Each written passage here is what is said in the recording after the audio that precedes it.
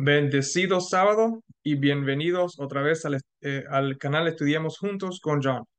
Como ven en la pantalla atrás, esta vez vamos a tener una presentación de algo muy importante cual el mundo cristiano se ha olvidado. Antes de empezar, vamos a tener una oración para poder entrar a la presentación. Gracias por este día, gracias por este bendecido sábado que tú nos das cada 7 días. Te pido que tú puedas estar con nosotros durante esta presentación, estar conmigo para que las palabras que yo diga puedan ser bien entendidos y que para cada persona que oiga pueda entender el mensaje y pueda hacerlo algo, una realidad en su vida y que también pueda ser algo que puedan usar para enseñarles a otros. Doy gracias por todo lo que tú has hecho por nosotros y te pido en el nombre de Jesús. Amén. Entonces, vamos a ver sobre la presentación. Vamos a ponerlo aquí en la pantalla. Y esta es una presentación cual hace un tiempo atrás que un estudio que hice, que la escribí y por fin ha llegado el momento de presentarlo. Ahora se titula esta presentación, se titula La verdad presente olvidada. All right, so, ¿qué es la verdad presente? Cuando miramos a Wikipedia, vemos que nos dice que es una creencia en la verdad como apropiada para un momento dado. Es bien interesante que cuando hice una búsqueda de las palabras verdad presente, parece ser un término que es bien defendido por la Iglesia Adventista del Séptimo Día. Y no estoy seguro de si hay alguna otra organización religiosa que use ese término o tiene alguna enseñanza sobre ese tema. Una búsqueda rápida en Internet me llevó a esto, que voy a aquí compartir con ustedes, que hace un buen trabajo a resumir el pensamiento sobre la verdad presente. En la página que ven ahí está la dirección en record.adventistchurch.com, eh, titulado Present Truth and Predicting the Future Have Adventists Got It Wrong. Déjame traducirse, lo dice, la verdad presente y prediciendo el futuro lo han entendido mal o lo han entendido mal los adventistas. Nos dice lo siguiente en ese artículo. En el adventismo de hoy, numerosas voces analizan los últimos acontecimientos en el mundo religioso y político. Todo se ve a través del prisma de lo que los adventistas han esperado durante mucho tiempo que ocurra al final. Esto a menudo se conoce como proclamar la verdad presente. Otra vez recuerde, esto es un artículo adventista. Cuando nuestros pioneros adventistas, James y Ellen White, comenzaron la publicación The Present Truth, declararon, la verdad presente es verdad presente y no verdad futura. Y la palabra como una lámpara brilla intensamente donde estamos y no tan claramente en el camino a lo lejos. Eso está en el Review and Herald y ahí está la fecha, no tengo la numeración en sí. Para ellos, la verdad presente no se trata de predecir lo que sucederá en el mundo, sino de compartir su fe en Jesús. Continúa el artículo después de citar lo que se escribió en el Review and Herald.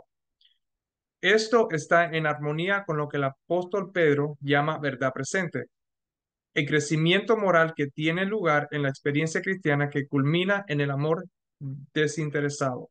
En 2 Pedro capítulo 1, versículo 4 al 12. Entonces, haciendo una búsqueda de las palabras verdad presente, también encontré el único versículo al que se hace referencia en el artículo anterior, que es en 2 Pedro capítulo 1, especialmente el versículo 12, donde nos dice, por esto yo no dejaré de recordarlo siempre estas cosas, aunque vosotros las sepáis, y estáis confirmado en la verdad presente. La verdad presente, tal como se cree que es la verdad que es más importante para ese periodo de tiempo específico que necesita ser conocido. Es lo que falta, es lo que falta, lo que hay que saber más específicamente para el tiempo en el que estamos. Por ejemplo, durante el tiempo de Jesús, la verdad sobre la purificación del santuario, en Daniel 8:14, y la primera y segunda bestia, en Apocalipsis capítulo 13, y el mensaje de los tres ángeles, encontrado en Apocalipsis capítulo 14, versículos 6 a 11, no era la verdad actual de la época. Estas cosas todavía estaban muy lejos en el futuro. En ese momento, la verdad presente era que Jesús vino y murió y resucitó y que creyó en él y que crea en él para la salvación. ¿Y por qué? Esto es porque mucha gente no conocía a Jesús. No sabían que él era el Mesías prometido. A medida que pasaba el tiempo, más y más personas lo aprendieron y lo aceptaron y diferentes verdades se convirtieron en verdad presente para esos tiempos específicos para la comunidad cristiana. Si leemos las 7 cartas a las 7 iglesias en Apocalipsis capítulo 2 al 3, podemos ver cómo Jesús habló a cada iglesia las cosas por las que debían pasar y cómo reaccionar antes de ello. Hablando de la verdad presente para hoy, la Iglesia Adventista del Séptimo Día se ha alejado lentamente, pero seguramente de presentar temas basados en la verdad presente. Solo las generaciones anteriores, las personas mayores y aquellos con sus propios ministerios se han mantenido más fuertes en proclamar la verdad presente a los oyentes. En general, la Iglesia Adventista del Séptimo Día tiene una idea general ligera de lo que se proclama como verdad presente debido a las generaciones mayores o más antiguas o más viejas y que se transmite de miembro a miembro a través de estos ministerios externos. Si no fuera por estos ministerios externos, la Iglesia Adventista del Séptimo Día corporativa probablemente perdería el concepto de la verdad presente en el futuro cercano, si no es que ya lo ha hecho. He aquí otra cita de una fuente adventista sobre la falta de interés que la iglesia tiene hoy en día sobre la verdad presente. En Ministry Magazine dice, está titulado este artículo, Expandiendo nuestro entendimiento de la verdad presente. Dice aquí, una frase que seguía surgiendo en mis clases de historia denominacional en la universidad era la verdad presente. Esta frase parecía encarnar un conjunto de interpretaciones bíblicas que, si bien no eran nuevas, surgieron con mayor claridad. Los primeros predicadores y escritores adventistas parecían sentir su razón de ser al proclamar estos entendimientos, pero ha pasado más de un siglo desde que tales verdades estaban presentes. Ha llegado el momento de preguntarnos si podríamos necesitar articular una verdad presente más amplia. Esto no es para alejarme de la teología bíblica que aprecian los adventistas, pero percibo una disminución del interés en las audiencias de hoy en nuestro apreciado entendimiento de la ley de Dios, el sábado, los entendimientos del santuario e incluso el gran conflicto. Aquellos que entienden los tiempos nos dicen que ahora estamos viviendo en un mundo postmoderno, donde los que se sientan en los bancos sin importar los que nunca entran en las instalaciones de las iglesias, tienen un interés cada vez menor en las ortodoxías teológicas. ¿Qué tiene que decir la iglesia hoy que es la verdad presente, relevante para la gente moderna? Un número creciente parece decir que deberíamos centrarnos en un tema central de las Escrituras, hacer justicia. Este creciente coro de cristianos en general y adventistas en particular están señalando los temas de justicia como críticos para las agendas del siglo XXI. La preocupación reconoce especialmente que la mayoría de los cristianos en los países desarrollados tienen una responsabilidad sagrada tanto para con los marginados y tratados injustamente en sus propias comunidades como con los de la mayoría o el mundo en desarrollo. La palabra profética proviene de líderes del pensamiento cristiano evangélico, de nuestra propia comunidad adventista e incluso del Papa Francisco. ¿Cómo amaría a una iglesia que es pobre y para los pobres? Declaró poco después de su elección. Al leer este comentario, puedo ver cuán claramente la Iglesia Adventista del Séptimo Día ha renunciado verdaderamente a su identidad central y se ha unido al mundo, incluso con el papado, para dejar de lado lo que Dios ha dicho acerca de la segunda venida de Jesús y enfocarse más en la justicia social, que es un tema defendido por el papado, que trata con lo terrenal en lugar de lo celestial. Esto por sí solo es su propio sermón en que no entraré hoy. Y recuerden, esto vino del Ministry Magazine, que es una revista publicada por la iglesia misma adventista. Entonces, ¿cuáles son algunas de las verdades presentes presentadas de acuerdo con aquellos que se han mantenido al día con ellas y que todavía se proclaman hoy en día? Normalmente escucharás lo siguiente. Tenemos la verdad del sábado, tenemos también el mensaje de los tres ángeles, Apocalipsis capítulo 13, el juicio de investigación y el santuario celestial. Estos son 5 ejemplos, empezando por los más escuchados hasta los menos, que me vienen a la cabeza. Pudiera haber que haya más, pero estos son los que recuerdo. Todo se relaciona entre sí de una forma u otra. Estas son verdades de los que los adventistas del séptimo día fueron pioneros desde el principio de su existencia, además de la pronta venida de Jesucristo. Desafortunadamente, su venida ya no se proclama como inminente, e incluso he oído que lo que se está predicando ahora es que Jesús no vendrá pronto en la iglesia adventista corporativa. Estos mensajes o verdades llegaron a medida que los descubrían en relación con el tiempo en que estaban viviendo. Todavía son válidos hoy en día porque todavía estamos en ese tiempo donde el mensaje no es conocido por todos y el mundo no tiene idea de que estas cosas están sucediendo. Por ejemplo, si vemos el santuario celestial, la mayoría de la gente no sabe que Dios en realidad tiene un santuario literal en el cielo. Jesús es nuestro sumo sacerdote celestial mediando por nosotros ante Dios en el santuario celestial, como se ve en Hebreos capítulo 8, versículos 2 y 5. El Jesucristo y el juicio de investigación. Jesucristo se mudó del lugar santo, sí, al lugar santísimo en 1844 para ser parte del juicio en el que continuará estando hasta que Dios diga, consumado es. También cubrido en Hebreos capítulo 4, versículo 14 y capítulo 8, versículo 1, como unos ejemplos. Apocalipsis 13 habla de la primera bestia, el poder papal que gobernó durante 1260 años. También habla de la segunda bestia, los Estados Unidos, que llegaron al poder después de que el poder papal fue detenido y lo que se hará con la marca de la bestia. Tenemos el mensaje de los tres ángeles. En la corriente principal del reino adventista, ellos creen que tienen que ver con guardar el sábado.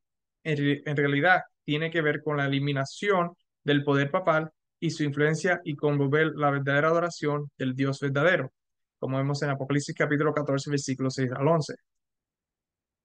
Y el sábado también el llamado a adorar en el día de reposo, reconocer el sábado o reconocer el séptimo día como el sábado, como el día que Dios apartó como santo. Y eso lo podemos ver en Éxodo capítulo 20, versículo 8 al 11. Esta es una descripción general muy básica con algunos versículos de referencia, pero de ninguna manera suficiente para hacer un estudio extenso en este momento. Estos son los principales puntos de verdad presentes que apenas se predican hoy en día, pero que en realidad son los más relevantes para nuestros tiempos. La verdad presente tiene a ser un tema controvertido.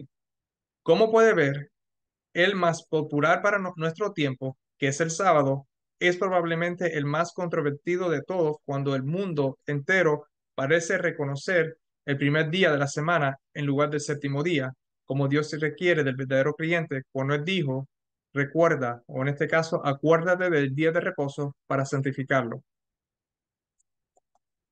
Pero, ¿qué pasaría si te dijera que hay una verdad presente que ha sido olvidada y descuidada? La Iglesia Adventista del Séptimo Día no solo ya no la enseña, sino que en realidad lo rechaza activamente. Muchos miembros adventistas han sido expulsados e incluso algunos han sido perseguidos por esta verdad presente. Una que se remonta tan atrás en el tiempo, en la que se basa la mayor controversia y que sigue siendo relevante hoy en día. Podemos verlo a través de los 5 diferentes temas de la verdad presente que se tocaron. En Apocalipsis capítulo 14, versículo 6, nos dice, y vi a otro ángel volar en medio del cielo que tenía el evangelio eterno para predicarlo a los moradores de la tierra y a toda nación, tribu, lengua y pueblo. En Apocalipsis 14 vemos que hay un ángel, y este versículo otra vez incluye muchas de las cosas que hemos visto. Y vemos que hay un ángel que está volando en medio del cielo con un mensaje que debe ser dado a todo el mundo. Este mensaje es llamado el Evangelio Eterno. En otras palabras, hay un Evangelio que es eterno y que ha de ser dado a todo el mundo. Eterno significa que dura para siempre. También significa para nosotros que vivimos hoy que este mensaje se originó en algún momento del pasado y continuará en el futuro y nunca terminará. Durará para siempre. Tal vez podamos rastrear este mensaje eterno desde el tiempo aquí dado y ver si podemos encontrar su origen. Mientras hacemos eso, miremos y veamos si podemos identificar exactamente cuál es el evangelio eterno que ha de ser predicado a todo el mundo también. Vamos a trazar el evangelio eterno. Y nos dice aquí, en el capítulo 14, otra vez, versículo 6. Y vi volar por en medio del cielo a otro ángel que tenía el evangelio eterno para predicarlo a los moradores de la tierra, a toda nación, tribu, lengua y pueblo. Continuando después de este versículo, obtenemos una pista de cuándo es que se introdujo este mensaje. En el versículo 8 dice, otro ángel le siguió diciendo, ha caído Babilonia, la gran ciudad, porque ha hecho beber a todas las naciones el vino del furor de su fornicación. Este mensaje se da después de Babilonia a que ha caído. Como entendemos que Babilonia se refiere al poder papal, este mensaje que se ha de dar en este tiempo sucedió no antes de 1798. La razón de este mensaje es porque había una pérdida del conocimiento del Dios verdadero y su tiempo de juicio iba a comenzar. Como adventistas, entendemos que el tiempo del juicio comenzó en 1844, cuando Jesús entró en el lugar santísimo en el santuario celestial como nuestro sumo sacerdote. ¿Por cuánto tiempo se iba a dar este mensaje? En el versículo 9 al 11, en el mismo capítulo, nos dice, y el tercer ángel lo siguió diciendo a gran voz, si alguno adora a la bestia de su imagen y recibe la marca en su frente o en su mano, él también beberá del vino de la ira de Dios, que ha sido vaciado puro en el cáliz de su ira, y será atormentado con fuego de azufre delante de los santos ángeles y del Cordero. Y el humo de su tormento sube por los siglos de los siglos, y no tiene reposo de día ni de noche los que adoran a la bestia y a su imagen, ni nadie que reciba la marca de su nombre. Vemos que ese mensaje dado va a estar hasta el final, hasta que Jesús venga. Aquellos que recibirán la marca de la bestia es una profecía del fin de los tiempos. Por lo tanto, el mensaje del Evangelio eterno debe ser predicado hasta la destrucción de los malvados. Es la verdad presente porque es un mensaje necesario para que la gente lo sepa, porque no son conscientes de esta verdad básica. Ahora que hemos visto cuán lejos en el futuro nos lleva este Evangelio eterno, comencemos a hacer nuestro camino de regreso usando la Biblia como nuestra referencia. Pablo, al final de su vida, todavía estaba enseñando el Evangelio en su ministerio que comenzó después de su conversión a los gentiles. En Hechos 20, versículo 24-25 nos dice, pero de ninguna cosa hago caso, ni estimo preciosa mi vida para mí mismo, con tal que acabé mi carrera con gozo, y el ministerio que recibí del Señor Jesús para dar testimonio del Evangelio de la gracia de Dios. Y ahora, he aquí, yo sé que ninguno de todos vosotros, entre quienes he pasado predicando el reino de Dios, verá más mi rostro. Durante los últimos días de la vida de Pablo, la verdad presente que enseñó fue el Evangelio a las diferentes personas que encontró en su vida. Como evidencia más de que el Evangelio era la verdad presente de la época, ¿qué fue lo que Pedro predicó entre la gente? En Hechos, capítulo 15, versículo 7, dice, y después de mucha discusión, Pedro se levantó y les dijo, varones hermanos, vosotros sabéis como ya hace algún tiempo que Dios escogió que los gentiles oyesen por mi boca la palabra del Evangelio y creyesen. ¿Quién más estaba predicando el evangelio como verdad presente para ese tiempo? Vemos en Hechos capítulo 8, versículo 25 al 26, y ellos, habiendo testificado y hablando la palabra de Dios, se volvieron a Jerusalén y en muchas poblaciones de los samaritanos anunciaron el evangelio. Un ángel del Señor habló a Felipe diciendo, levántate y ve hacia el sur por el camino que desciende de Jerusalén a Gaza, el cual es desierto. Vemos aquí que Felipe estaba en Samaria predicando el evangelio y cuando los apóstoles lo oyeron, enviaron a Pedro y a Juan para que se unieran a él, como vemos en el versículo 14 de este capítulo. Felipe fue otro predicador, además de Pedro y Juan, dando el mismo mensaje del evangelio durante ese tiempo. ¿Había alguna otra verdad presente en ese momento que fuera tan importante como el evangelio? En 1 capítulo 1, versículo 17, dice, pues no me envió Cristo a bautizar, sino a predicar el evangelio, no con sabiduría de palabras, para que no se haga vana la cruz de Cristo. En Gálatas capítulo 2, versículo 2, pero subí según una revelación y para no correr o haber corrido en vano, expuse en privado a lo que tenían cierta reputación el evangelio que predico entre los gentiles. Y otra vez en 1 capítulo 9, versículo 16, pues si anuncio el evangelio, no tengo por qué gloriarme, porque me es impuesta necesidad. Y ay de mí si no anunciere el evangelio. Vemos aquí que lo único que era verdad presente en ese tiempo era la verdad presente sobre el evangelio. A medida que avanzamos el presente al pasado, podemos ver que el evangelio sempiterno, que es siempre interno, debe ser predicado como verdad presente. Aún más, Pablo nos dice que fue enviado a enseñar el evangelio como su misión principal. No solo lo predicó a los gentiles, sino también a los de reputación, líderes, que son líderes judíos. Esa era su misión principal, como lo fue para los otros de lo que la Biblia no habla después de la ascensión de Jesucristo. Continuando retrodeciendo en el tiempo, ¿cuál fue la verdad presente en los días de Jesús en la tierra? En Marcos 16:15 nos dice, y les dijo, ir por todo el mundo y predicar el evangelio a toda criatura. Eh, Marcos 13:10, y es necesario que el evangelio sea predicado ante todas las naciones. Lucas 9:6, y saliendo pasaban por todas las aldeas anunciando el evangelio y sanando por todas partes. Una vez más, vemos en unos pocos versículos que los discípulos estaban predicando el evangelio como la verdad presente en el tiempo con Jesús. Este era el mensaje central y nada más. Era la del evangelio. Y Jesús, ¿qué mensaje presente la verdad iba a dar durante su tiempo como hombre en la tierra? En Lucas capítulo 4, versículo 18 nos dice lo siguiente.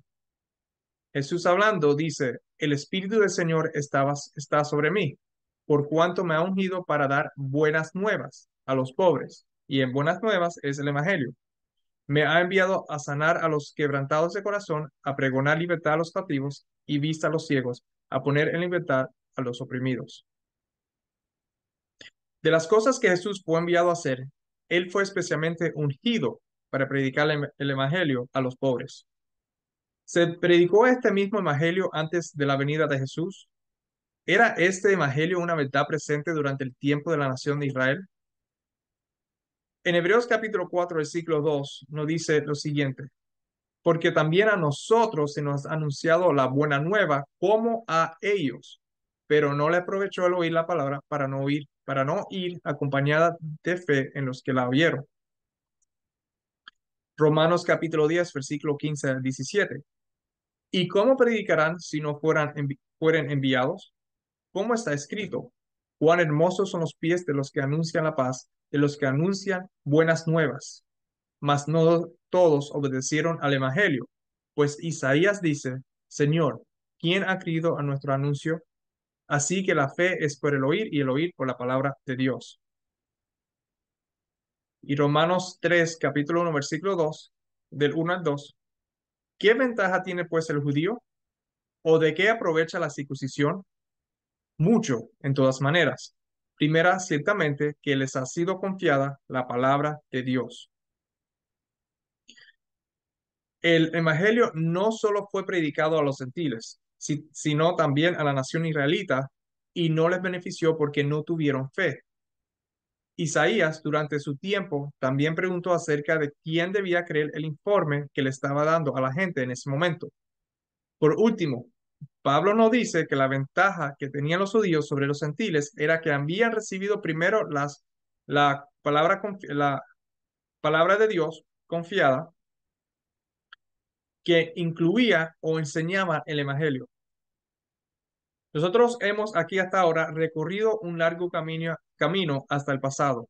La nación de Israel fue escogida para dar a conocer el misterio del evangelio. Efesios capítulo 1, versículos 4 y 9 nos dice sobre cómo Israel fue escogido para enseñar ese misterio. Según nos escogió en él antes de la fundación del mundo, para que fuésemos santos y sin mancha delante de él, dándonos a conocer el misterio de su voluntad, según su beneplácito, el cual se había propuesto en sí mismo. Pero antes de la nación de Israel, ¿se predicaba el evangelio a alguien más? Gálatas capítulo 3 versículo 8 nos dice, y la escritura, previendo que Dios había de justificar por la fe a los gentiles, dio de antemano la buena nueva a Abraham, diciendo, en ti serán benditas todas las naciones. El evangelio era conocido incluso en la época de Abraham. En otras palabras, el evangelio que vimos en el libro de Apocalipsis, que es el último libro de la Biblia, se remonta al libro de Génesis, que es el primer libro de la Biblia. Entonces la pregunta se puede hacer, ¿qué es pues el evangelio? ¿O qué es entonces el evangelio? Ahora que hemos rastreado hasta dónde se remonta el evangelio, hasta este punto, tomemos ahora de ahí y avanzamos de regreso al presente. La primera profecía, vemos aquí en Génesis 3:15, de Dios acerca de este evangelio se habla otra vez en Génesis 3:15, cuando Dios dice, y pondré enemistad entre ti y la mujer, y entre tu simiente y la simiente suya. Esta te herirá en la cabeza, y tú le herirás en el calcañar. Aquí vemos a Dios prometiendo que la simiente de Eva, o su descendencia, vendría y destruiría a la serpiente, que representa a Satanás, ese diablo, que engañó a Eva para que comiera del fruto prohibido. Y esto es parte del evangelio dado. A medida que avanzamos en el tiempo, vemos a Abraham, como ya se mencionó anteriormente, siendo predicado el evangelio por lo que se le pidió que hiciera. Esto se encuentra en Génesis capítulo 22, los siguientes versículos. Aconteció después de estas cosas que probó Dios a Abraham y le dijo, Abraham, y él respondió, heme aquí. Y dijo, toma ahora tu hijo, tu único Isaac, a quien amas, y vete a tierra de Moriah y ofrécelo allí en holocausto sobre uno de los montes que yo te diré.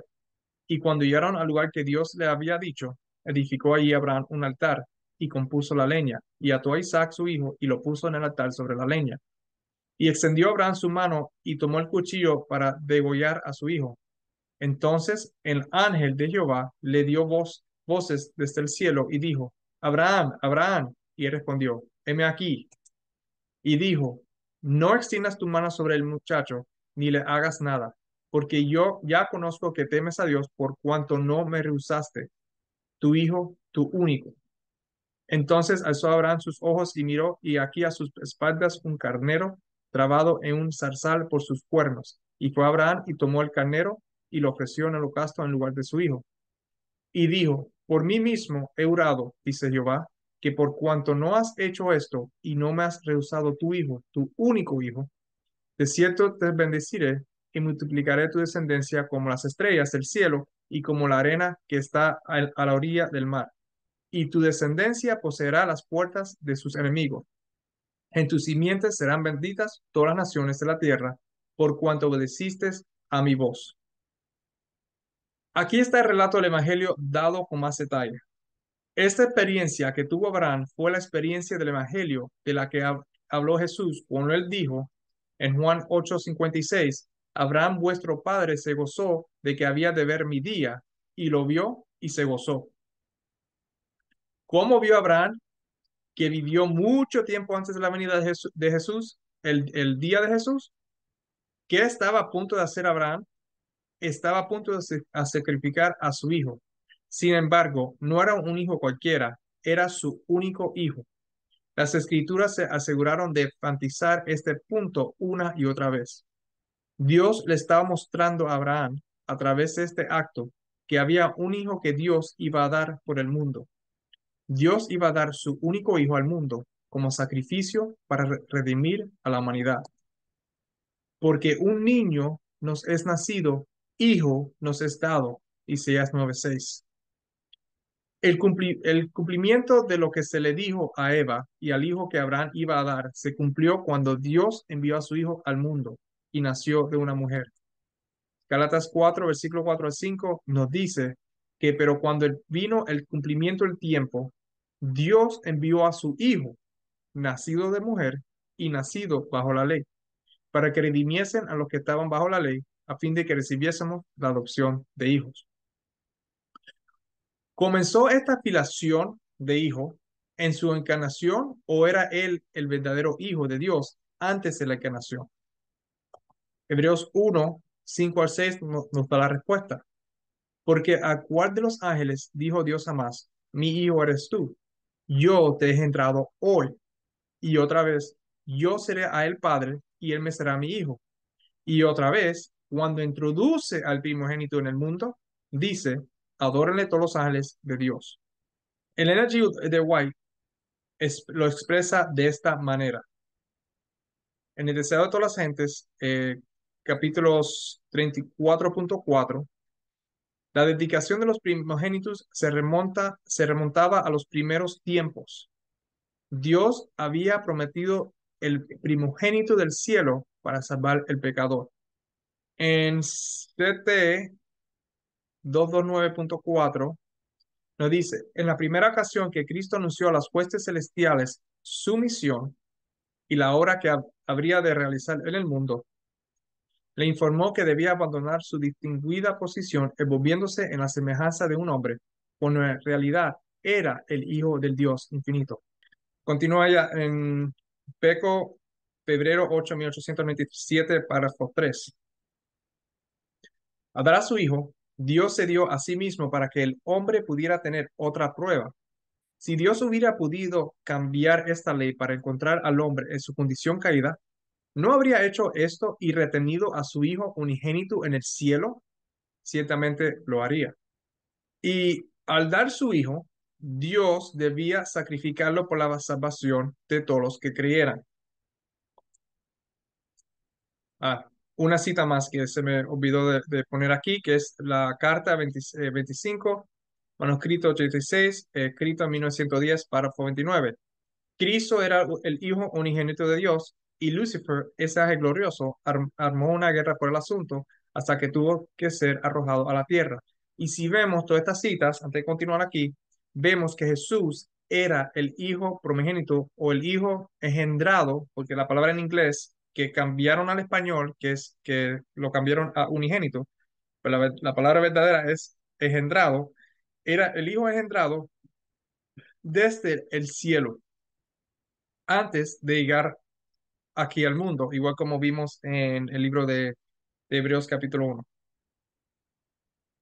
Entonces, al dar a su hijo, otra vez continuó diciendo, Dios debía sacrificarlo por la salvación de todos los que creyeran. Entonces, ¿qué es entonces el Evangelio continuando? ¿Quién ha creído a nuestro anuncio y sobre quién se ha manifestado el brazo de Jehová? Ciertamente llevó él nuestras enfermedades y sufrió nuestros dolores, y nosotros le tuvimos por atosado, por herido de Dios y abatido. Mas el herido fue por nuestras rebeliones, molido por nuestros pecados. El castigo de nuestra paz fue sobre él, y por su llaga fuimos nosotros curados. Todos nosotros nos descarriamos como ovejas, cada cual se apartó por su camino, mas Jehová cargó en el pecado de todos nosotros. Angustiado él y afligido, no abrió su boca, como cordero fue llevado al matadero, y como oveja delante de sus transquiladores, enmudecido y no abrió su boca. Por cárcel y por juicio fue quitado, y su generación, ¿quién la contará? Porque fue cortado de la tierra de los vivientes, y por la rebelión de mi pueblo fue herido. Esto se encuentra en Isaías capítulo 53, versículo 1 y 4 al 8.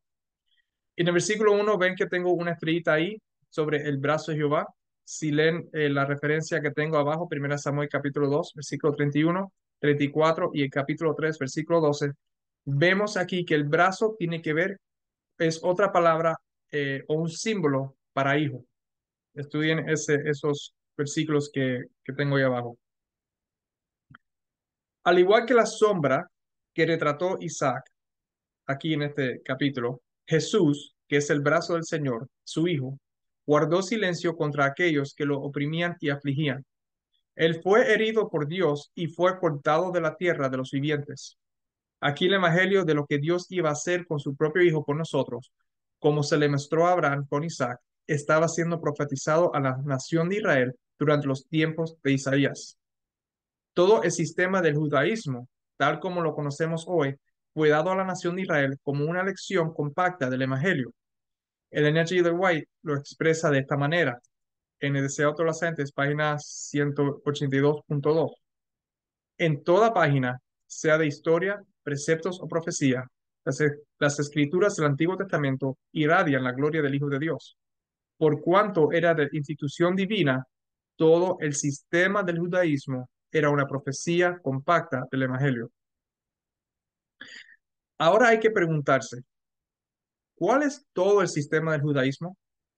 La parte de la que quiero ocuparme ahora es lo que hemos visto hasta ahora, la entrega del Hijo de Dios y el sacrificio.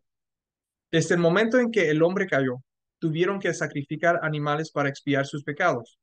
Cuando la nación de Israel salió de Egipto, Dios le dio todo su sistema que servía como sombras y tipos de lo que Dios iba a hacer a través de su Hijo para la redención de la humanidad.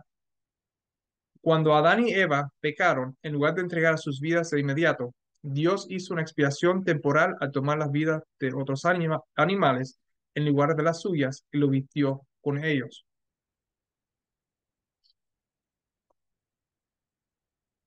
Y Jehová Dios hizo al hombre y a su mujer túnicas de pieles y los vistió, como vemos en Génesis 3, versículo 21. En otras palabras, se trataba de un tipo del antitipo. Se suponía que habían muerto, pero en lugar de eso, su pena de muerte fue sustituida por otra criatura de Dios. Había un sustituto que Dios proveyó para ellos en ese momento. Así que este patrón continuó hasta que se dio todo el sistema del judaísmo, donde continuó y se expandió. Este animal sacrificial debía ocupar el lugar del pecador. Así como el pecador tenía que llevar un cordero sin mancha al tabernáculo, donde iba a ser sacrificado, Jesús fue el cordero que Dios ofreció en nombre del pecador para redimirnos y reconciliarnos consigo mismo. Juan capítulo 3, versículo 16 y 17 nos dice, porque de tal manera amó Dios al mundo que ha dado a su Hijo unigénito para que todo aquel que en él cree no se pierda, mas tenga vida eterna.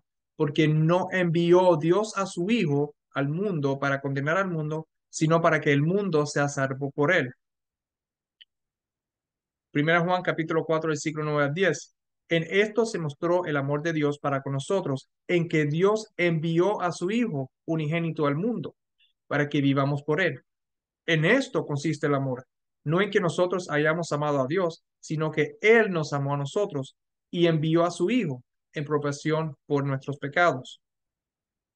Juan 1:29. El siguiente día vio Juan a Jesús que venía a él y dijo, he aquí el Cordero de Dios que quita el pecado del mundo. Primera de Corintios capítulo 5, versículo 7. Pablo dice, limpiaos pues de la vieja levadura para que seáis nueva masa, sin levadura como sois, porque nuestra Pascua, que es Cristo, ya fue sacrificado por nosotros. Y 1 Pedro 1:19, sino con la sangre preciosa de Cristo, como de un cordero, sin mancha y sin contaminación. Hasta aquí, ¿qué es el Evangelio? El Evangelio, por lo que hemos visto hasta ahora, tiene que ver con Dios enviando a su Hijo unigénito al mundo como una ofrenda para redimir al hombre. A medida que continuamos avanzando hacia el futuro, vimos que el mismo Evangelio se predicaba durante los días de Jesús. La nación judía estaba esperando al Mesías. También entendieron que este Mesías era el Hijo de Dios. El Antiguo Testamento lo había declarado y sabía en ese entonces que Dios tiene un hijo. Proverbios 30, versículo 4 dice, ¿quién subió al cielo y descendió? ¿Quién encerró los vientos en sus puños? ¿Quién ató las aguas en un paño? ¿Quién afirmó todos los términos de la tierra? ¿Cuál es su nombre y el nombre de su hijo, si sabes? Lo único que la gente no sabía era que Jesús era el prometido Cristo, el Hijo de Dios. Lo habían visto a él y a los milagros que realizaba, pero aún así estaban confundidos acerca de su identidad. Y debido a esto, Jesús preguntó en Mateo 16, versículos 13 y 4, cuando viniendo Jesús a la región de Cesarea de Filipo, eh, preguntó a sus discípulos diciendo, ¿quién dicen los hombres que es el Hijo del Hombre? Ellos dijeron, unos, Juan el Bautista, otros, Elías y otros Jeremías o alguno de los profetas. Hubo confusión sobre el tema. Entonces Jesús preguntó a sus discípulos que habían estado con él por un tiempo. Él les dijo, ¿y vosotros quién decís que soy yo? Respondiendo Simón Pedro, dijo, tú eres el Cristo, el Hijo del Dios viviente. Entonces le respondió Jesús, bienaventurados eres, Simón, hijo de Jonás, porque no te lo reveló carne ni sangre, sino mi Padre que está en los cielos. Jesús entonces le dice a Pedro, como vemos aquí, que esta verdad es el fundamento del Evangelio y que fue revelada por el Padre de Jesucristo, el Dios vivo. Así como tenía que ser el único hijo de Abraham, el que iba a ser sacrificado, Dios envió a su hijo unigénito al mundo para sacrificarlo por nuestra redención. La filiación de hijo de Jesús, la filiación de hijo de Jesús, que verdaderamente era el Hijo de Dios, estaba siendo proclamada a la gente con palabras y por los milagros que realizaba. Juan 9, 35 a 37 nos dice, oyó Jesús que le habían expulsado y hallándole le dijo, ¿crees tú en el Hijo de Dios? Respondió él y dijo, ¿quién es, Señor, para que crea en él? Le dijo Jesús, pues le has visto y el que habla contigo, él es. En Juan 10:36, al que al Padre santificó y envió al mundo, vosotros decís, tú blasfemas, porque dije, Hijo de Dios soy. Juan 19:7, los judíos le respondieron, nosotros tenemos una ley, y según nuestra ley debe morir, porque se hizo a sí mismo Hijo de Dios. Mateo 27:43, confío en Dios, líbrele ahora si le quiere, porque ha dicho, soy hijo de Dios. Él también estaba siendo proclamado por sus discípulos cuando fueron enviados a predicar el Evangelio. So Jesús mismo se proclamó y también fue proclamado otra vez por sus discípulos. En Mateo 14, versículo 33. Entonces los que estaban en la barca vinieron y le adoraron, diciendo, verdaderamente eres hijo de Dios.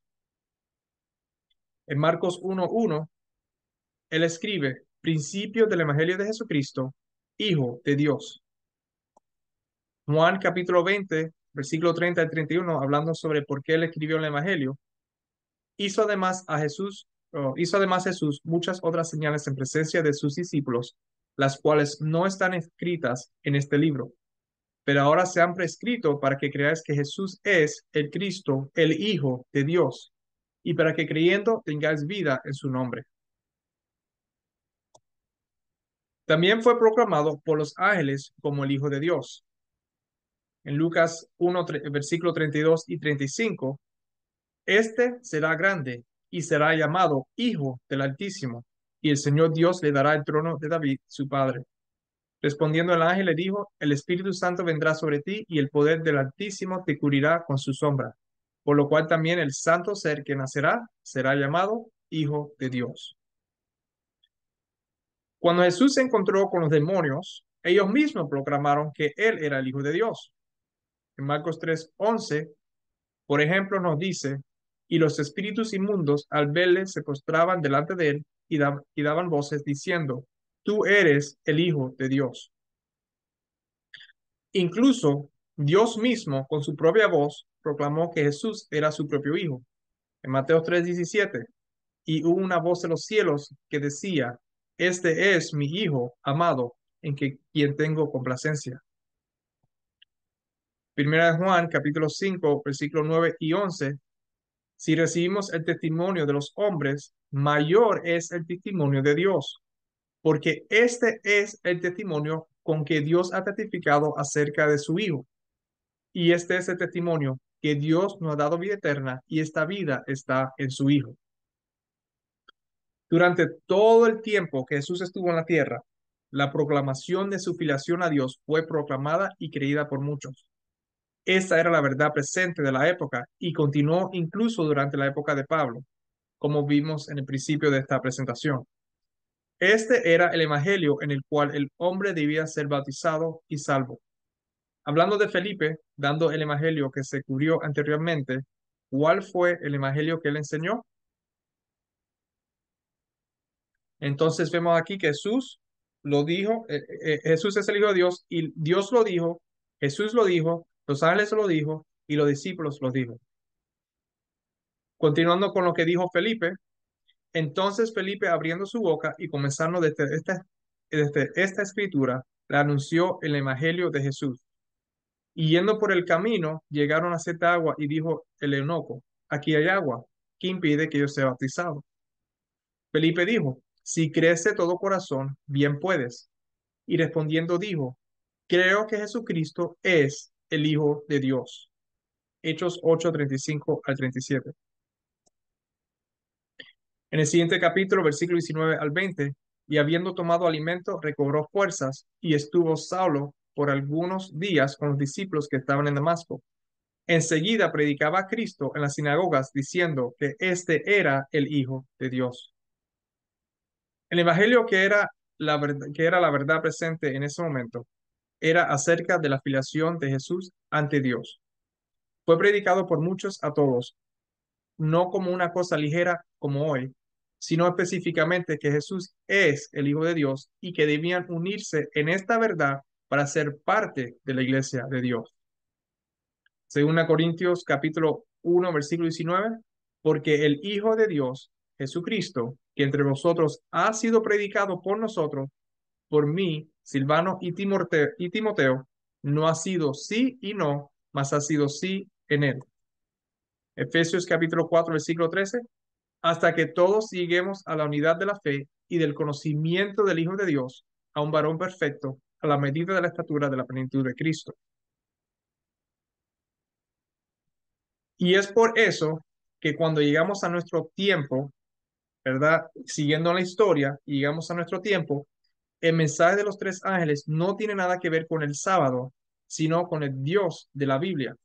Otra vez, en Apocalipsis capítulo 14, versículo 7, diciendo a gran voz, temer a Dios y darle gloria, porque la hora de su juicio ha llegado y adorar a aquel que hizo el cielo y la tierra, el mar y las fuentes de las aguas.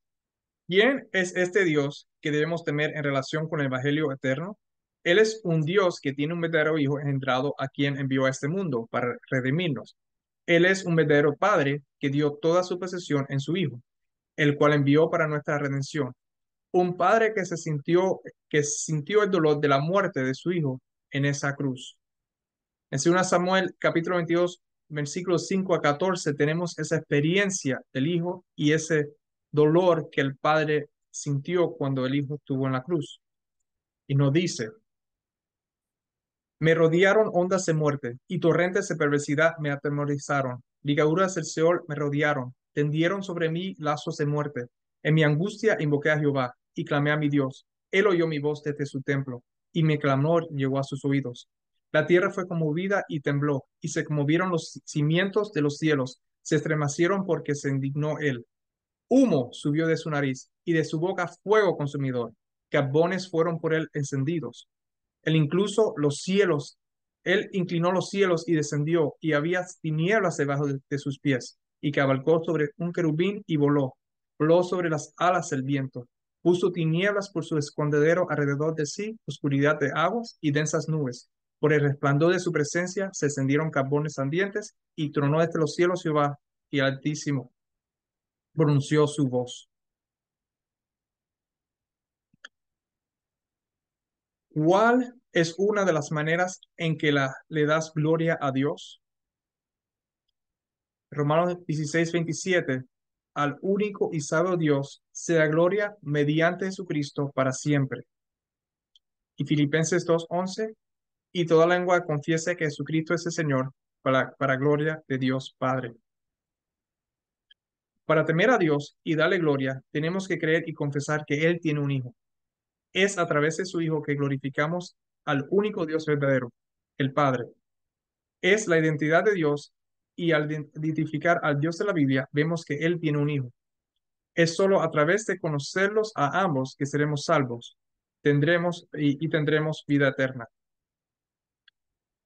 Estas cosas habló Jesús, y levantó los ojos al cielo, y dijo, Padre, y esta es la vida eterna, que te conozcan a ti, el único Dios verdadero, y a Jesucristo, a quien has enviado.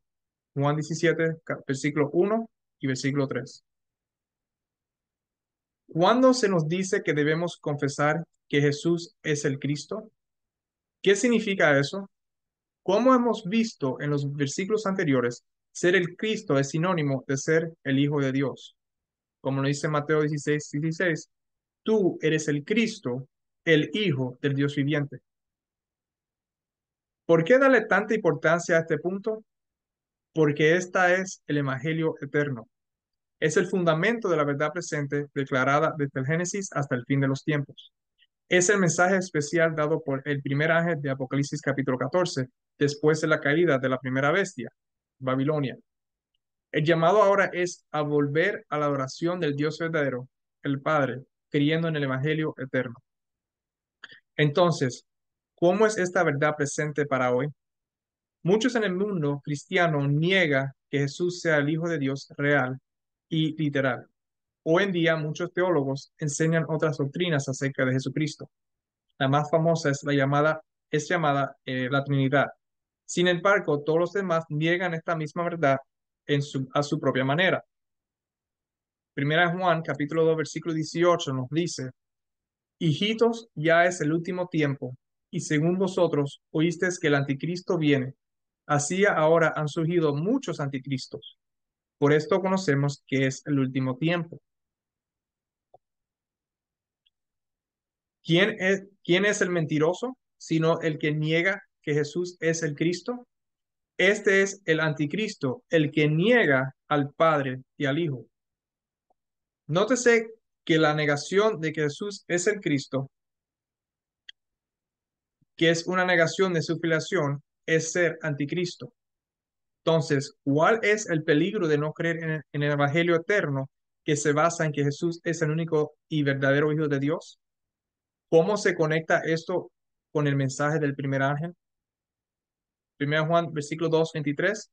Todo aquel que niega al Hijo tampoco tiene al Padre. El que confiesa al Hijo tiene también al Padre. Si negamos al Hijo, entonces negamos a Dios. La verdad presente de hoy no es, según la Biblia, el debate del sábado, Apocalipsis capítulo 13, el juicio investigador o el santuario celestial. Estos son secundarios.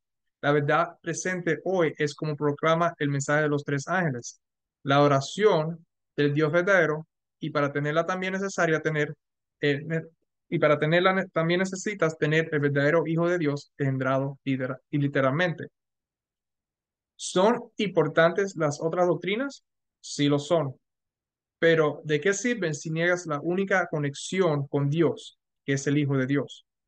¿Es alguna de las otras doctrinas más santa que aquella que las hace santa? Sin el Hijo de Dios, no tienes a Dios. El que confiesa al Hijo, tiene también el Padre, como dice 1 Juan, capítulo 23. Y Jesús también dice, Jesús le dijo, yo soy el camino y la verdad y la vida. Nadie viene al Padre sino por mí. Nosotros hemos rastreado el verdadero evangelio desde el presente hasta el libro de Génesis. Nosotros hemos también rastreado exactamente lo que es el evangelio desde Génesis hasta nuestro tiempo presente. Este evangelio se basa en la verdad de que Dios tiene un hijo y a esto se llama el evangelio eterno. Este evangelio no comenzó con la fundación de este mundo. Como dije antes, esta es la única verdad presente que ha sido olvidada y descuidada y que tuvo que ser reformulada una y otra vez. Se remota tan atrás en el tiempo que es la base sobre la que se asienta la mayor controversia y la razón por la que estamos aquí hoy. Debido al tiempo y a que esto está centrado en los adventistas, quiero citar a Ellen G. de White para resumir lo que he cubierto desde una perspectiva puramente bíblica en otra presentación está titulada, si la encuentran, se llama En el principio. Y ahí lo pueden ver bíblicamente usando versículos de la Biblia. Ahora, Leonard G. White nos escribe en Patriarca y Profeta, capítulo 1, el origen del mal. Aquí huele un poco. La historia del gran conflicto entre el bien y el mal, desde que principió en el cielo hasta el final abatimiento de la rebelión y la total extirpación del pecado, es también una demostración del inmutable amor de Dios. El soberano del universo no estaba solo en su obra beneficia. Tuvo un compañero, un colaborador que podía apreciar sus designios y que podía compartir su regocijo, a brindar felicidad a los seres creados. En el principio era el verbo estaba con Dios y el verbo era Dios. Este estaba en el principio con Dios. Juan 1, versículo 1 y 2. Cristo, el verbo, el unigénito de Dios, era uno solo con el Padre eterno, uno solo en naturaleza, en carácter y en propósitos. Era el único ser que podía penetrar en todos los designios y fines de Dios. Se llamará su nombre admirable consejero, Dios fuerte, Padre eterno, príncipe de paz. Sus orígenes se remontan al inicio de los tiempos, a los días de la eternidad, Isaías 9:6 y Miqueas 5:2. Y el Hijo de Dios, hablando de sí mismo, declara, Jehová me poseía en el principio, ya de antiguo, antes de sus obras. Eternamente tuve la primicia. Cuando establecía los fundamentos de la tierra, con él estaba yo ordenándolo todo. Yo era su delicia cada día y me recreaba delante de él en todo tiempo. El Padre obró por medio de su Hijo en la creación de todos los seres celestiales, porque en él fueron creadas todas las cosas, sean tronos, sean dominios, sean principados, sean potestades, todo fue creado por medio de él y para él. Colosenses 1:16. Los ángeles son los ministros de Dios, que irradiando la luz que constantemente dimanan de la presencia de él y valiéndose de sus rápidas alas, se apresuran a ejecutar la voluntad de Dios. Pero el Hijo, el unigénito de Dios, la misma imagen de su sustancia, el resplandor de su gloria y sustentador de todas las cosas con la palabra de su poder, tiene la supremacía sobre todos ellos. Un trono de gloria excelso desde el principio. Era el lugar de su santuario, una vara de equidad, el cetro de su reino. Alabanza y magnificencia delante de él, poder y hermosura en su santuario. Misericordia y verdad van delante de su rostro. Hebreos 1 al 3, versículo 3 y 8, Jeremías capítulo 17, versículo 12, Salmos 96, versículo 6, capítulo 89, versículo 14. El pecado se originó en aquel que después de Cristo había sido el más honrado por Dios y que era el más exaltado en poder y en gloria entre los habitantes del cielo. Lucifer, el hijo de la mañana, era el principal de los querubines cubridores, santo e inmaculado. Estaba en la presencia del gran creador, y los incesantes rayos de gloria que envolvían al Dios eterno caían sobre él. Así ha dicho Jehová, el Señor. Perfecto eras en todos tus caminos desde el día en que fuiste creado hasta que se halló en ti maldad. Ezequiel 28, versículo 2 al 15. Poco a poco, Lucifer llegó a albergar el deseo de ensalzarse.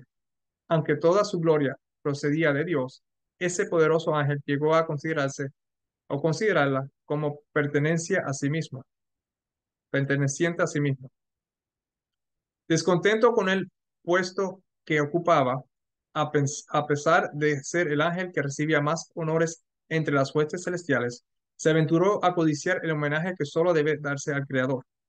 En vez de procurar el ensalzamiento de Dios como supremo en el afecto y la lealtad de todos los seres creados, trató de obtener para sí mismo el servicio y la lealtad de ellos. Y codiciando la gloria con que el Padre Infinito había vestido a su Hijo, este príncipe de los ángeles aspiraba al poder que únicamente pertenecía a Cristo. Ahora, la perfecta armonía del cielo estaba quebrantada. La disposición de Lucifer de servirse a sí mismo en vez de servir a su creador despertó un sentimiento de honda aprensión cuando fue observada por quienes consideraba que la gloria de Dios debía ser suprema. Reunidos en concilio celestial, los ángeles rogaron a Lucifer que desistiera de su intento. El Hijo de Dios presentó ante él la grandeza, la bondad y la justicia del Creador, y también la naturaleza sagrada e inmutable de su ley. Lucifer permitió que su envidia hacia Cristo prevaleciera y se afirmó más en su rebelión. El propósito de este príncipe de los ángeles llegó a ser disputar la supremacía del Hijo de Dios y así poner en tela de juicio la sabiduría y el amor del Creador. Para lograr este fin estaba por consolar las energías de aquellas mentes maestras, la cual después de Cristo era la principal entre las huestes de Dios. Pero aquel que quiso que sus criaturas tuviesen libre albedrío, no dejó a ninguna de ellas inadvertida en cuanto a los sofismas perturbadores con los cuales la rebelión procuraría justificarse. Antes de que la gran controversia iniciara, debía presentarse claramente a todos la voluntad de aquel cuya sabiduría y bondad eran la fuente de todo su regocijo. El Rey del universo convocó a las huestes celestiales a comparecer ante él, a fin de que en su presencia él pudiese manifestar cuál era el verdadero lugar que ocupaba su Hijo y dar a conocer cuál era la relación que él tenía con todos los seres creados. El Hijo de Dios compartió el trono del Padre y la gloria del Ser eterno que existía por sí mismo cubrió a ambos. Ante los habitantes del cielo reunidos, el Rey declaró que ninguno, excepto Cristo, el Hijo unigénito de Dios, podía penetrar en la plenitud de sus designios y que a éste la estaba encomendada la ejecución de los grandes propósitos de su voluntad. El Hijo de Dios había ejecutado la voluntad del Padre en la creación de todas las huestes del cielo, y a él, así como a Dios, debían ellas tributar homenaje y lealtad. Los ángeles reconocieron con mucho gozo la supremacía de Cristo, y postrándose ante él, le rindieron su amor y adoración. Lucifer se postró con ellos, pero en su corazón se libraba un extraño y feroz conflicto. La verdad, la justicia y la lealtad luchaban contra los celos y la envidia. Volvió a su deseo de supremacía y nuevamente dio cabida a su envidia hacia Cristo. Los altos honores conferidos a Lucifer no fueron justipreciados como dádiva especial de Dios y por lo tanto no produjeron gratitud alguna hacia su Creador. Se jactaba de su esplendor y elevado puesto y aspiraba a ser igual a Dios. La hueste celestial lo amaba y reverenciaba. Los ángeles se deleitaban en cumplir sus órdenes y estaba dotado de más sabiduría y gloria que todos ellos. Sin embargo, el Hijo de Dios ocupaba una posición más exaltada que él. Era igual al Padre en poder y autoridad. Él compartía los designios del Padre, mientras que Lucifer no participaba en los concilios de Dios. ¿Por qué? Se preguntaba el poderoso ángel. ¿Debe Cristo tener la supremacía? ¿Por qué se le honra más que a mí? Abandonando su lugar en la inmediata presencia del Padre, Lucifer salió a difundir el espíritu de descontento entre los ángeles. Trabajó con misteriosa reserva y por algún tiempo ocultó sus verdaderos propósitos bajo una aparente reverencia hacia Dios. La exaltación del Hijo de Dios como igual al Padre fue presentada como una injusticia cometida contra Lucifer, quien según se alejaba tenía también derecho a recibir reverencia y honra. No se había efectuado cambio alguno en la posición o en la autoridad de Cristo. La envidia de Lucifer, sus tergiversaciones y sus pretensiones de igualdad con Cristo habían hecho absolutamente necesaria una declaración categórica acerca de la verdadera posición que ocupaba el Hijo de Dios. Pero esta había sido la misma desde el principio. Sin embargo, las argucias de Lucifer confundieron a muchos ángeles. Valiéndose de la hermosa y leal confianza depositada en él por los seres celestiales que estaban bajo sus órdenes, había inculcado tan insidiosamente en sus mentes su propia desconfianza y descontento, que su influencia no se discernía. Lucifer había presentado con engaño los designios de Dios, interpretándolos torcida y erróneamente a fin de producir decisión y descontento. Mientras aseveraba tener perfecta lealtad hacia Dios, insistía en que era necesario que se hicieran cambios en el orden y las leyes del cielo para asegurar la estabilidad del gobierno divino. Así, mientras trabajaba para despertar oposición a la ley de Dios y por inculcar su propio descontento en la mente de los ángeles que estaban bajo sus órdenes, hacía alarde de querer eliminar el descontento y reconciliar a los ángeles desconformes con el orden del cielo. Mientras fomentaba secretamente el desacuerdo y la rebelión, con pericia consumaba aparentemente que su único fin era promover la lealtad y preservar la armonía de paz. El espíritu de descontento se había encendido y hacia su funesta obra. Aunque no había rebelión abierta, el desacuerdo aumentaba imperceptiblemente entre los ángeles. Algunos recibían favorablemente las insinuaciones de Lucifer contra el gobierno de Dios, aunque previamente habían estado en perfecta armonía con el orden que Dios había establecido, estaban ahora descontentos y se sentían desdichados porque no podían penetrar los inescrutables designios de Dios.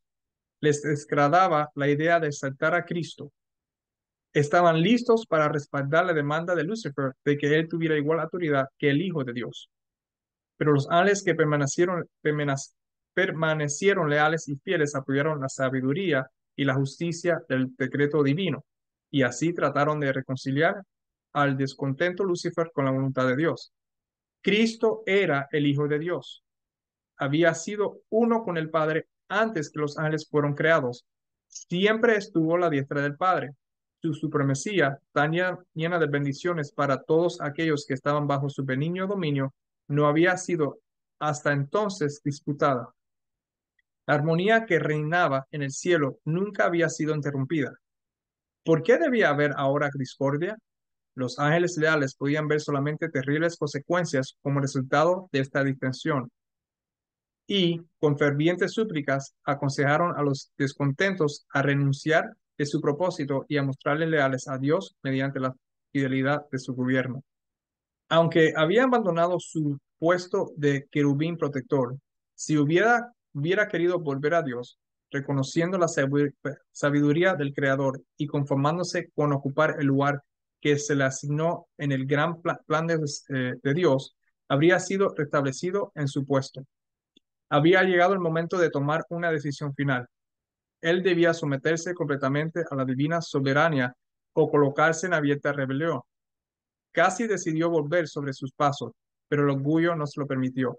Era un sacrificio demasiado grande para quien había sido honrado tan altamente el tener que confesar que había errado, que sus ideas y propósitos eran falsos, y someterse a la autoridad que había estado presentando como injusta. Rechazando con desdén los argumentos y las súplicas de los ángeles leales, los títulos de esclavos engañados, los citó de esclavos engañados. Declaró que la preferencia otorgada a Cristo era un acto de injusticia, tanto hacia él como hacia toda la hueste celestial, y anunció que desde ese entonces no se sometería a esa violación de los derechos de sus asociados y de los suyos propios. Nunca más reconocería la supremacía de Cristo. Decidió reclamar el honor que se le debió haber otorgado y asumir la dirección de cuantos quisieran seguirle, y prometió a quienes entraran en sus filas un gobierno nuevo y mejor. bajo el cual todos gozarían de libertad. Gran número de ángeles manifestó su decisión de aceptarlo como su caudillo. Engreído por el favor que recibieran sus designios, alentó la esperanza de atraer a su lado a todos los ángeles para hacerse igual a Dios mismo y ser obedecido por toda la hueste celestial. Los ángeles leales volvieron a instar a Satanás y a sus simpatizantes a someterse a Dios. Les presentaron el resultado inevitable en caso de rehusarse. El que los había creado podía vencerlos y castigar severamente su rebelde osadia. Ningún ángel podía oponerse con éxito a la ley divina, tan sagrada como Dios mismo. Advirtieron y aconsejaron a todos que hicieran oídos sordos a los razonamientos engañosos de Lucifer e, e instaron a él y a sus secuaces a buscar la presencia de Dios sin demora alguna, y a confesar el error de haber puesto en tela de juicio la sabiduría y la autoridad divinas. Muchos estaban dispuestos a presentar atención a este consejo, a arrepentirse de su desafecto y a pedir que se le admitieran en el favor del Padre y del Hijo. Pero Lucifer tenía otro engaño preparado. El poderoso rebelde declaró entonces que los ángeles que se le habían unido habían ido demasiado lejos para retroceder, que él estaba bien enterado de la ley divina y que sabía que Dios no los perdonaría. Declaró que todos aquellos que se someterían a la autoridad del cielo serían despojados de su honra y degradados. En cuanto a él se refería, estaba dispuesto a no reconocer nunca más la autoridad de Cristo.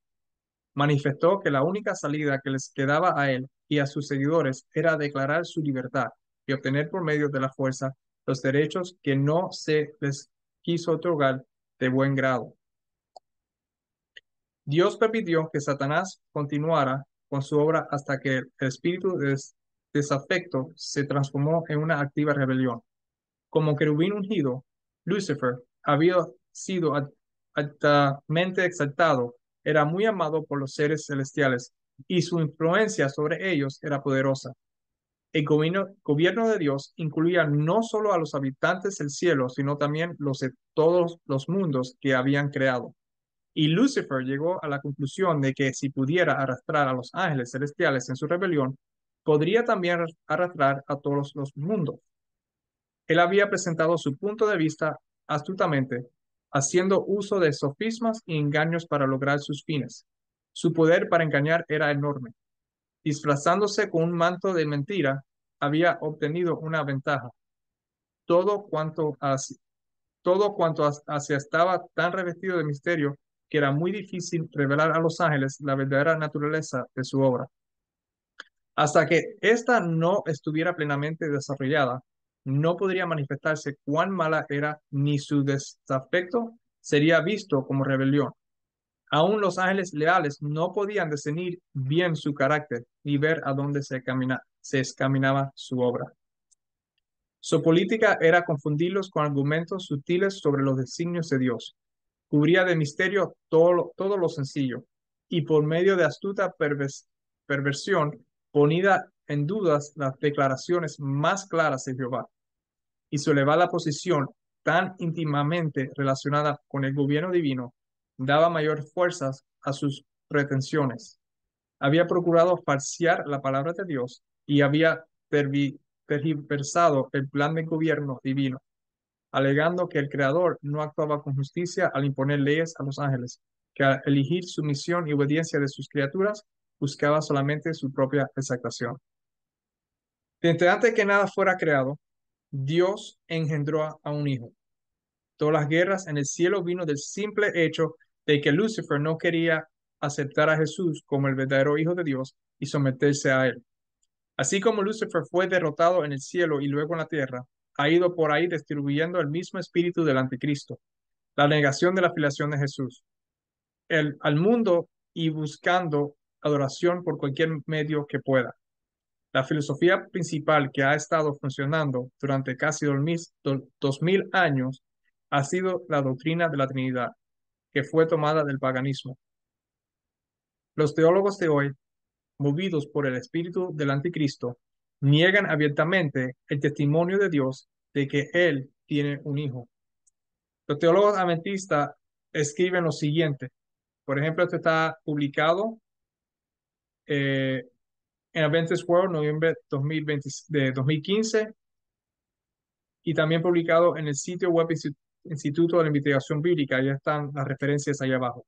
Y dice el artículo, cuarto, un niño humano proviene de sus padres a través del nacimiento natural. Sin embargo, en el caso de la divinidad, el Hijo procedió del Padre, no como una emanación divina o por nacimiento natural, sino para realizar una obra de creación y redención, como tratan de conectar con Juan 8:42 y 16:28.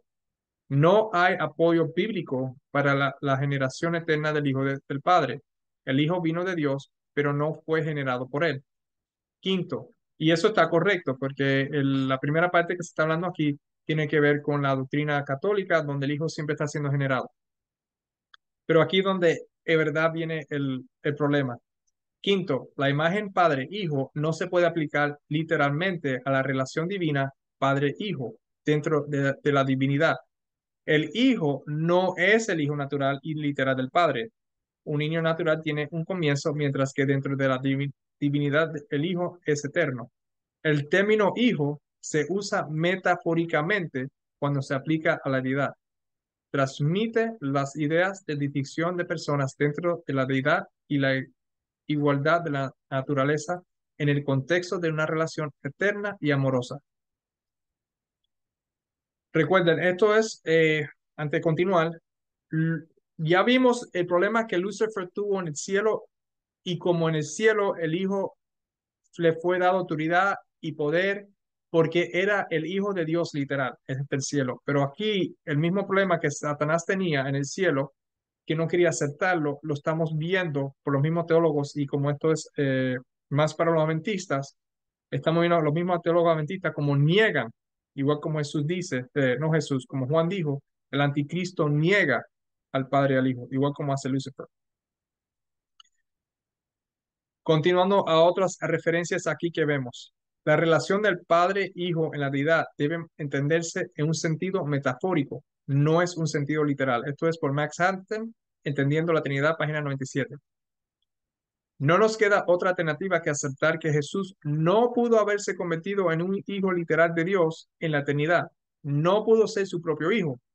Él aceptó claramente ese papel a los efectos del plan de redención. Otra vez Max Hampton. Permítame retirar la enseñanza de las Escrituras. Jesús es Yahvé y por lo tanto no puede ser el hijo literal de Yahvé. Max Hatten otra vez. El problema aquí es que estos nombres, Padre, Hijo o Cristo y Espíritu Santo, identifica su trabajo, no su naturaleza. Esto ahora viene por Defending the Godhead o Defendiendo la Deidad por Vance Farrell. Continuando con más teólogos. Otra consideración importante involucra cómo interpretamos la Biblia. Aquí el tema se refiere a si debemos interpretar algunos pasajes literalmente o si podemos tratarlos más figurativamente. Tal vez podríamos ilustrarlo de esta manera. Si bien a menudo nos referimos a Jesús como el Hijo y frecuentemente llamamos a la primera persona de la deidad el Padre, ¿realmente queremos tomar tales expresiones de una manera totalmente literal? ¿O sería más apropiado interpretarlos de una manera más metafórica que se basa en aspectos selectivos de la filiación y la paternidad? Esto es por Woodrow Wilson en el libro llamado La Trinidad, página 94. Es un libro en inglés. Desde el principio, nosotros solamente vemos que ha habido dos seres divinos, que es Dios, Padre, y su Hijo Jesucristo, como hemos visto en toda esta presentación. Como nos dice aquí en 1 Juan, capítulo 1, versículo 1 al 3. Lo que era desde el principio, lo que hemos oído, lo que hemos visto con nuestros ojos, lo que hemos contemplado y palparon nuestras manos tocante al verbo de vida, porque la vida fue manifestada y la hemos visto y testificamos y os anunciamos la vida eterna, la cual estaba con el Padre y se nos manifestó. Lo que hemos visto y oído, eso os anunciamos para que también vosotros tengáis comunión con nosotros. Nuestra comunión verdaderamente es con el Padre y con su Hijo Jesucristo. Entonces, ¿cómo se las arregló Lucifer para engañar y recibir adoración hoy?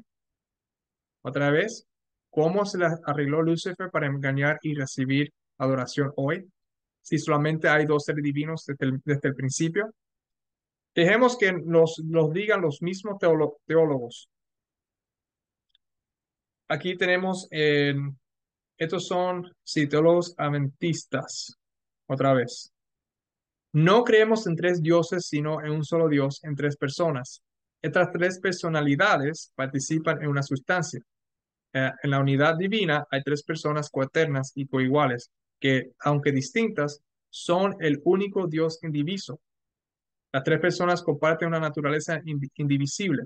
Cada persona de la deidad es por naturaleza y esencia Dios, y la plenitud de la deidad mora en cada uno de ellos. Por otro lado, cada persona de la divinidad está inseparablemente conectada con las otras dos. Esto es por Eckhart Müller en Reflections, página número 9, y es parte de la Biblical Research Institute de julio de 2008. Ahora, para los que no saben quién es el Biblical Research Institute, rápidamente, esa es la institución oficial de la iglesia de, de estudio bíblico y ellos son los que dan lo que la iglesia adventista creen oficialmente. Ellos, en otras palabras, ellos es lo oficial, ellos, sí, es lo oficial. Vamos a continuar. En las Escrituras, Dios ha revelado su naturaleza trascendente como Trinidad, es decir, tres personas divinas distintas, que actúan directa e históricamente en la historia y que constituyen el único ser divino trinitario. Esto es por el doctor Fernando Canales en el manual de la Iglesia Adventista del Séptimo Día, Teología, y está en la Enciclopedia, volumen 12, página 138 de la Iglesia Adventista. Debemos confesar que la Trinidad es un Dios indivisible y que las distinciones de las personas no destruyen la unidad divina. Esta unidad de Dios se expresa diciendo que Él es una sustancia. Sin embargo, en la unidad divina hay tres personas coeternas y coiguales que, aunque distintas, son el único Dios indiviso y adorable. Reflexiones de la doctrina de la Trinidad, página 16. Esto viene de Andrews University, Estudios Seminarios, volumen 8, número 1, en enero de 1970 por Raúl Dederen. Desde 1970, bueno, desde mucho antes más, también vienen estos errores, pero este es el más atrás que tenemos. Entonces, como nosotros estamos viendo aquí, ellos no creen en dos seres divinos, sino en tres personas en un ser divino. Por lo tanto, Satanás recibe adoración a través de esta tercera persona en este único ser divino. Sin embargo, a medida que los teólogos creen en sí mismos y enseñan estas ideas paganas que provienen de la adoración al sol, ¿tienen alguna evidencia bíblica para esta enseñanza engañosa? No dicen ellos mismos. Si bien ningún pasaje de las Escrituras declara la doctrina de la Trinidad, se asume como un hecho.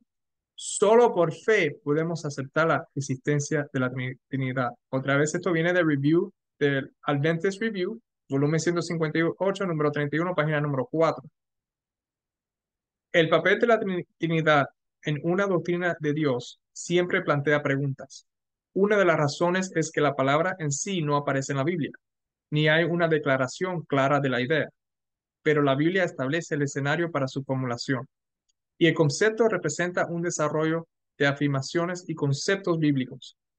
Entonces, aunque la doctrina de la Trinidad no es parte de lo que la Biblia dice acerca de Dios, es parte de lo que la iglesia debe decir para salvaguardar la visión bíblica de Dios. Podemos encontrar indicios de esta doctrina en el Antiguo Testamento y expresiones preliminares de ella en el Nuevo. Como le indica estos pasajes, la idea de la Trinidad tiene precedentes en la Biblia, a pesar de que no se encuentra allí una doctrina completa de la Trinidad. Richard Rice, profesor de Teología y Filosofía de la Religión en la Universidad de Loma Linda, escribió en su libro El Reino de Dios una introducción a la teología cristiana desde una perspectiva adventista del séptimo día. Esto fue 1981, Andrews University Press.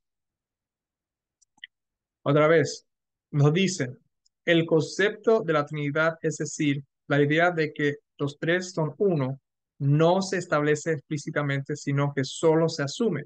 Profesor Fernando El Canale escribió en el Manual de Teología Adventista del Séptimo Día, Enciclopedia Adventista del Séptimo Día, volumen 12, página 138, Doctrina de Dios. Algunos tenderán a resistir a esta doctrina, la que es la Trinidad, porque no se encuentra expresamente la Escritura.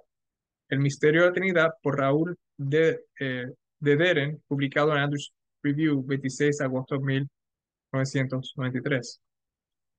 Esta es la razón por qué la verdad presente de hoy es el Evangelio eterno. Está fundada en la verdad acerca de Dios y de su Hijo. Se basa en la filiación de Jesús con Dios. Es la verdad olvidada que Satanás ha sido capaz de ocultar a las masas y recibir adoración a través del engaño. Al igual que nosotros vimos, ya que aquí terminamos,